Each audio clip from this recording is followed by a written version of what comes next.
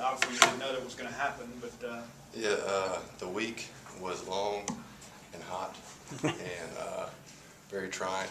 And there was times where I was thinking about the future, just like, you always have those weak thoughts. And growing up, my dad was always like, you got to get those thoughts and you got to throw them in the dish and keep going. And so, but my buddies like Richie Brown and my girlfriend Lauren, she'd always say, you just got to take one day at a time. And Richie would come up and be like, man, you got to keep your head up. You got to keep working. And Zach Neary, the walk-on safety, he'd come up and be like, just keep attacking special teams. And because it's frustrating because you get reps and then you don't get reps. But it was all worth it when they called me and KC down front and gave us the scholarships. So. Can you take us through that? Can you take us through them giving you the scholarship and kind of how it all went down? It was we had practice that morning, and then we had walkthroughs, and it was about 9 o'clock that night, and then we were all in a team meeting, and then they started showing videos of Casey.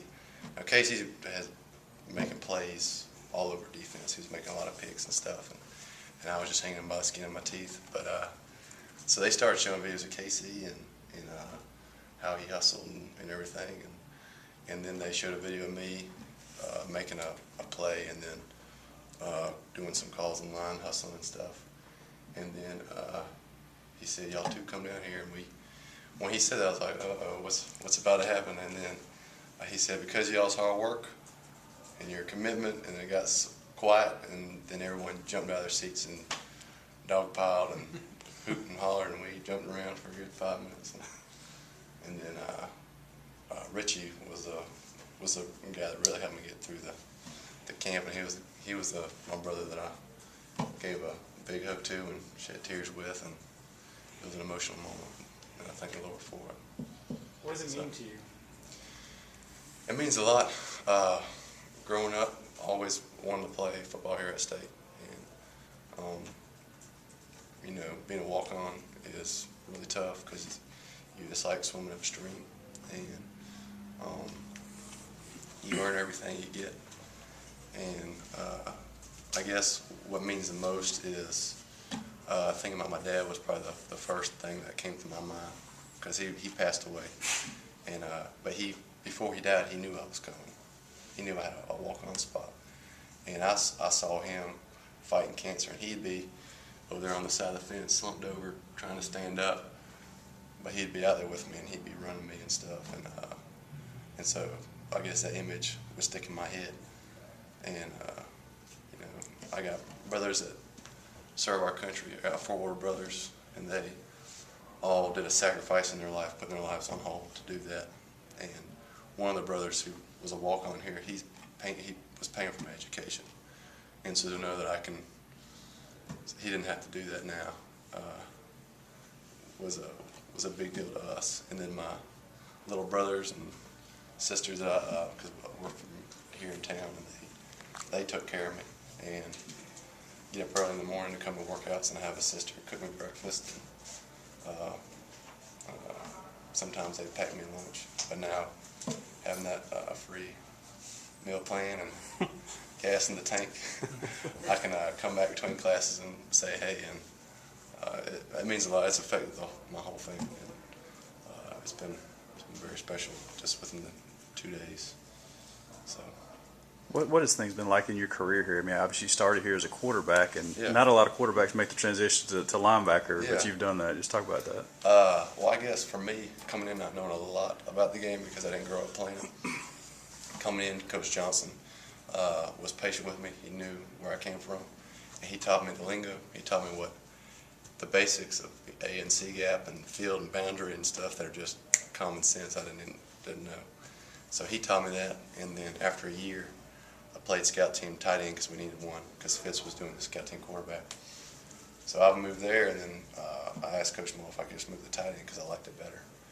And so for 2 months, Coach Salek taught me blocking schemes and everything. And then once the first day of spring ball, I had the playbook down. I was ready to go because I played quarterback, so I knew it. And then I get a text from Coach Diaz, who was the coordinator at the time, saying, "You're now a linebacker." And I was kind of mad because I was like, I just stayed all night for no reason. Now I have no idea what I'm going to do. And then he was patient with me. And so I went from quarterback knowing the routes to tight end knowing the blocking scheme. Now I'm a linebacker, so it kind of helps me understand what a guard pull is, and I know kind of better how to react. And it's been good. I feel like how I went through the positions was perfect to set me up for linebacker now. So. How does a guy that was homeschooled end up on an SEC team? I mean, how does that even go about happening? Well, that's the will. I guess that's the will of God. Because all the way from the beginning, I always thought, I always told the Lord. For a time, I had to come. I wanted to come.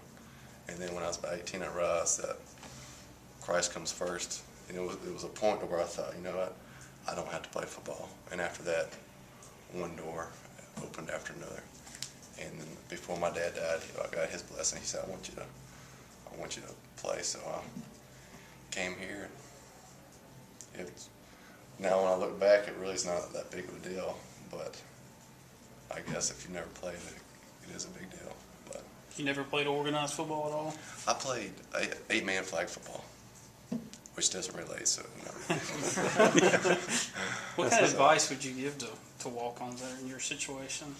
I guess, get on special teams, and, you got to embrace the suck, because every day sucks, and you have to learn to love pain, and it's okay if you don't fit in, and it's okay if you fit in, but you come here, and you got to learn to be a team player, and then you got to still look out for yourself in a small way, because everyone's here to play. They didn't come here to be a backup and to support the team, and so for me, I had to slowly learn that, and but I guess to keep your head down, but if you know something, you know it, and you can teach other people that. When you start to help others, you start to become better. So you can't be bashful just because you came from nothing. You got to stand up and push the other guys. So coming in, my thing was effort. I could start there. If I didn't know what to do, run at the quarterback. You talked about it not being good, kind of sucking. Did you ever think about quitting? To be honest, maybe. I never thought I'm going to quit. It was always, if I stop, it'll be at the end of a season. But I was never in the back of my mind to ever think about walking away. But there was times where financially I may have to stop, which was very motivating when you're 120 to 110 degrees and the sun's beating down and you're sitting there like you're suffering and you're ready to go home. But never just walk off the field and quit. But my dad wasn't a quitter. So for me, everything's a matter of principle. I couldn't look at my family straight in the eyes if I just gave it up like that. But What was your family's reaction when you told them that you got placed on scholarship? it was very exciting. It was emotional. It just so happened everybody was at the house just hanging out anyway. Because my brother, who pays for my college, he came home from the Army and surprised the family. So he was just so happened to be home. So I got a big hug from him, and three of my big brothers gave me a big hug, and we cried. And all the way down to little kids, everybody was affected by it.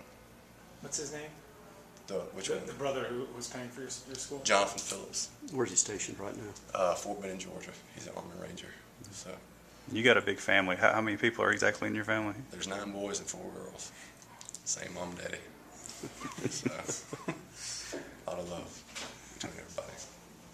What was your dad's name? When did he pass? You said what? What was your dad's name and when did he pass?